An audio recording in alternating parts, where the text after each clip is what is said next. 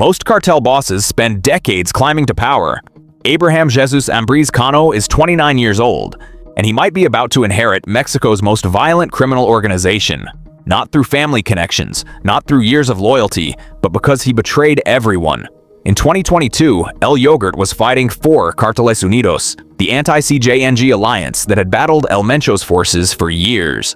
6 months later, he was fighting for CJNG, leading their elite units, commanding operations across multiple states, building an army of foreign mercenaries. Now Mencho is dead, shot during a raid, bled out in a helicopter, and this 29-year-old turncoat might be the one who decides whether CJNG survives or burns in civil war. But here's the question that should terrify everyone. What happens when the new boss of Mexico's deadliest cartel is someone who's already proven he'll betray anyone for the right price? This is Yogurt, the logistics genius who switched sides, the commander who hired Colombian mercenaries, the youngest cartel kingpin in Mexican history, and the most dangerous man nobody's heard of. March 16, 1997, Apatzingan, Michoacán, born into one of Mexico's most lawless regions, Tierra Caliente, hot land, where government authority is a distant joke and cartels write the real laws. This isn't a place where you choose your future. Your future chooses you. Farm avocados for poverty wages, work in illegal mining operations, or join the cartels that actually run everything. Yogurt chose cartels. Started young with Los Viagras, a criminal organization operating as part of Cárteles Unidos, the anti-CJNG alliance. The details of his teenage years are scarce. No social media trail, no public records, just fragments. But what's clear, he wasn't like other sicarios. While they focused on violence and intimidation, proving themselves through brutality, Yogurt was studying something more valuable: logistics. How drugs moved from mountain labs to US borders, which routes avoided military checkpoints, how to coordinate multi-ton shipments across states without detection, which officials could be bribed and for how much. He understood that in the modern cartel world, the guy with the gun is expendable. The guy who knows how to move product across international borders, irreplaceable. By his early 20s, he wasn't muscle anymore. He was operational infrastructure, the kind of asset organizations kill to acquire, and CJNG was definitely watching. The exact reason for his defection remains unclear. Maybe a dispute with commanders, maybe money, maybe ambition. What's certain? In 2022, Jesús Ambriz Cano switched sides completely, and he didn't come alone. He brought his entire fighting force. Soldiers who'd fought CJNG for years suddenly fighting for them.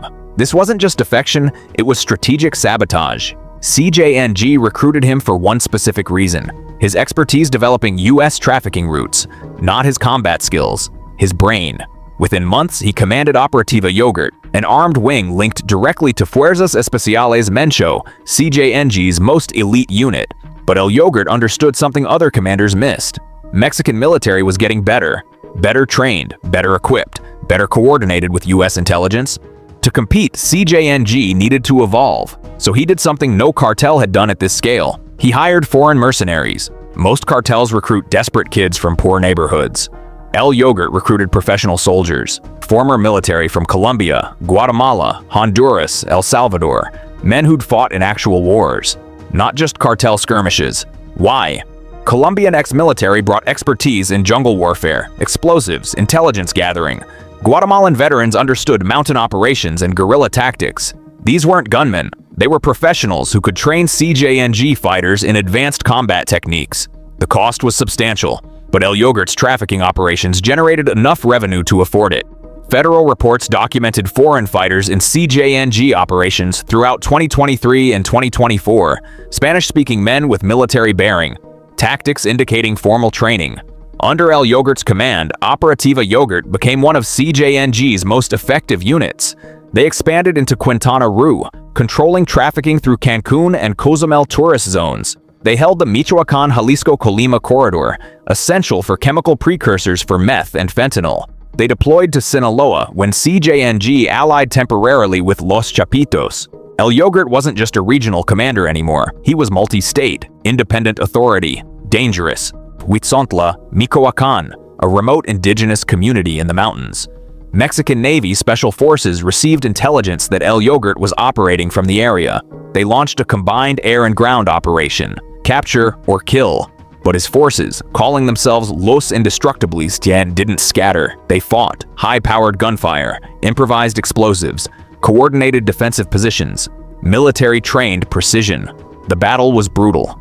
12 CJNG operatives killed, 3 Mexican Marines wounded, 9 suspects arrested. Authorities seized weapons, tactical equipment, and uniforms bearing the legend, Fuerzas Especiales Mencho, Operativa Yogurt, one of the most significant blows against his structure. But El Yogurt escaped, despite overwhelming force, despite casualties, despite losing equipment and soldiers. He vanished into the mountains with his core team.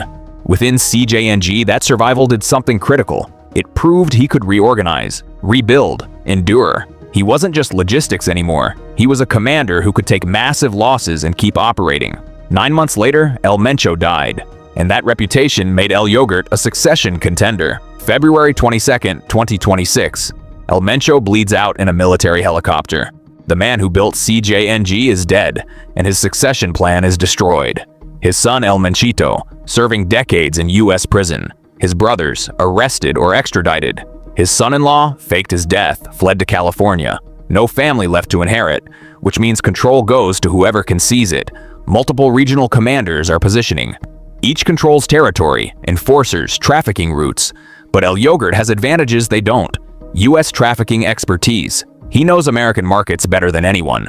In the fentanyl era, that knowledge is power. Foreign military network. His Colombian and Guatemalan ex-soldiers give him training capabilities rivals can't match. Multi-state operations. He commands forces in 5 states. Geographic reach others lack. Youth. At 29, he can sustain operations for decades if he survives. Proven pragmatism. Everyone knows he betrayed Cárteles Unidos. Everyone knows he's ruthlessly practical. He does what benefits him most, always. Mexican intelligence reports identify him as one of CJNG's main regional chiefs. His name appears with increasing frequency in security briefings about internal reorganization, but succession isn't given, it's taken, through violence.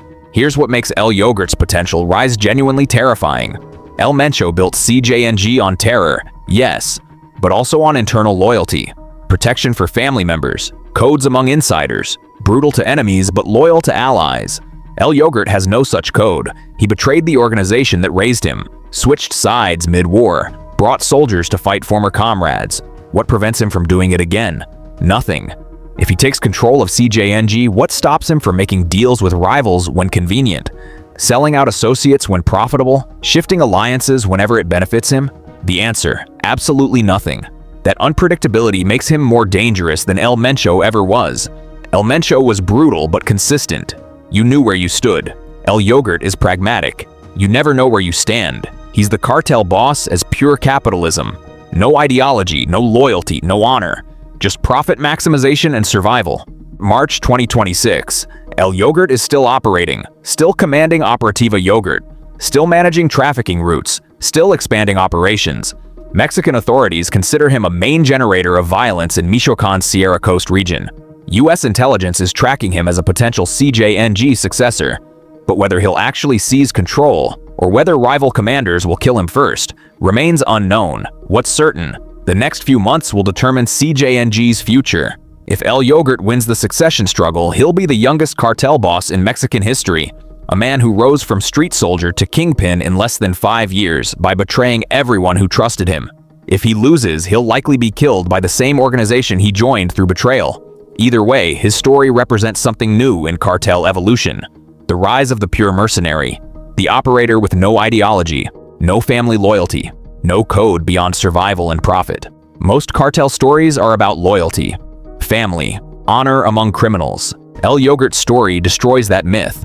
It's about recognizing that loyalty is a liability, that organizations are temporary, that the only person you can trust is yourself. He betrayed Cárteles Unidos and thrived. He joined CJNG and rose to command. He survived a Navy raid that killed a dozen of his men. And now, at 29, he might inherit Mexico's most powerful criminal organization. Not because anyone chose him, because he's still standing when everyone else fell. Pablo Escobar believed in his legend. It got him killed on a rooftop. El Chapo believed in family loyalty. It got him life in Supermax. El Mencho believed in overwhelming violence. It got him shot in a raid. El Yogurt believes in nothing except survival and profit. And that might make him the most dangerous cartel boss Mexico has ever seen, because you can't predict someone who has no principles. You can't negotiate with someone who has no loyalty. You can't trust someone who's already proven they'll betray anyone for the right price. Somewhere in Michoacan's mountains, a 29-year-old who hired foreign mercenaries and switched sides mid-war is making a decision. Fight for control of CJNG or disappear before someone kills him. Whatever he chooses will determine whether Mexico's cartel violence gets worse or catastrophic. Because if El Yogurt takes control, he won't be bound by the old rules. He'll rewrite them. And in a world where loyalty already means nothing, imagine what happens when the boss proves it. El Yogurt is 29 years old. He betrayed his original cartel and joined their deadliest enemy. He hired foreign mercenaries to build a professional army. He survived a massive military raid, and now he might control CJNG, the most violent criminal organization in Mexico. So here's the question. Is he a genius who understood that loyalty is worthless in the cartel world? Or is he a traitor who'll eventually get betrayed by the same tactics he used to rise? Drop your answer in the comments below. Hit subscribe if you want more deep dives into the figures reshaping Mexico's underworld. And remember, in the cartel world, the most dangerous people aren't the most loyal. They're the ones who understand loyalty as just another tool to be used and discarded. Thanks for watching.